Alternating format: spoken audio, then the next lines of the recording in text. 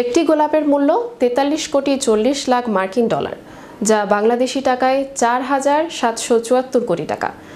মরুভূমি চিন্তা করলে চোখে ভেসে ওঠে ধূসর এক চিত্র, কিন্তু সেই মরুভূমির দেশ কাতারেই কিনা ফুটেছে মহামূল্যবান এই গোলাপটি। বিস্তারিত থাকছে ডেস্ক রিপোর্টে।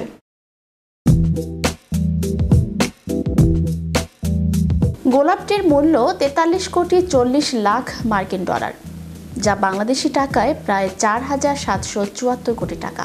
দেখে হয়তো বুঝতেই পারছেন এটি কোনো সাধারণ গোলাপ নয়। মরুভূমি চিন্তা করতে চোখে ভেসে ওঠে ধূসর এক চিত্র, কিন্তু সেই মরুভূমির দেশ কাতারেই কিনা ফুটেছে বিশাল এই গোলাপ, যার নাম ডেজার্ট রোজ। এই গোলাপটি মূলত কাতারের জাতীয় জাদুঘর, যার প্রতিটি পাপড়ি দেখতে অবিকল গোলাপের মতো।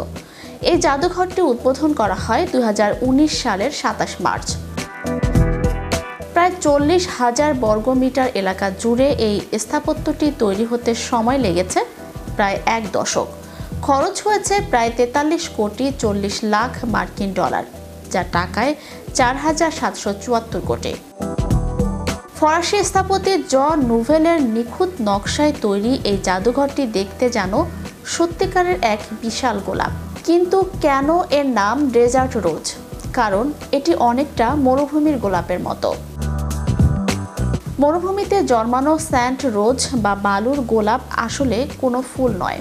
কাতারের মরুভূমি জিপসাম আর বালু মিলে বিশেষ ধরনের পাথরের স্তূপ তৈরি করে, যা দেখতে অনেকটা গোলাপ ফুলের মতো।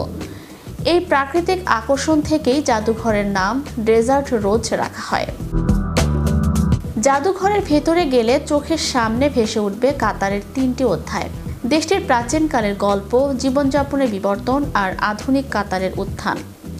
১১টি গ্যালারি জুড়ে প্রদর্শিত এই গল্পগুলো দেখতে দেখতে মনে হবে যেন এক ঐতিহাসিক যাত্রায় পা রেখেছেন। প্রথম গ্যালারিতে দেখা যাবে ৭০০ মিলিয়ন বছর আগের পৃথিবী, ফসল আর বিভিন্ন জীবাশ্ম। এরপর ধীরে ধীরে ফুটে উঠবে কাতারের জনগণের জীবনযাপন, তাদের বেদুইন সংস্কৃতি, তেল ও গ্যাস আবিষ্কারের গল্প এবং আধুনিক উন্নয়নের চিত্র। এই জাদুঘরের আরেকটি বিশেষ দিক হলো এখানে দেয়াল জুড়ে বিশাল পর্দায় চলমান ভিডিও আর ত্রিমাত্রিক ডাওরামার মাধ্যমে ইতিহাসকে জীবন্ত করে উপস্থাপন করা হয়েছে। ভেতরের জায়গাগুলো যেমন আকর্ষণীয়, বাইরের পার্কটিও তেমনই মনোমুগ্ধকর। পার্কে ১১৪টি ঝর্ণা দিয়ে তৈরি করা হয়েছে একটি কৃত্রিম হ্রদ, যার নাম আলফা। এই বিশাল পার্কটিতে দর্শনার্থীদের জন্য রয়েছে সবুজ গাছপালা আর খেজুর গাছের সারি। ১,১২,০০০ বর্গমিটারের এই পার্কে কাতারের মরুর মাঝে এক চমৎকার সবুজ পরিবেশ তৈরি হয়েছে।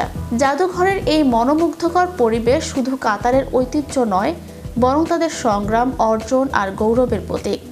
আগামী বিশ্বকাপে কাতারে আগত অতিথিরা কাতারের জাতীয় জাদুঘরের এই বিস্ময়কর সৌন্দর্য দেখে আরও মুগ্ধ হবেন, এতে কোনো সন্দেহ নেই। চ্যানেল ইউরোপ, বিনোদন ডেস্ক।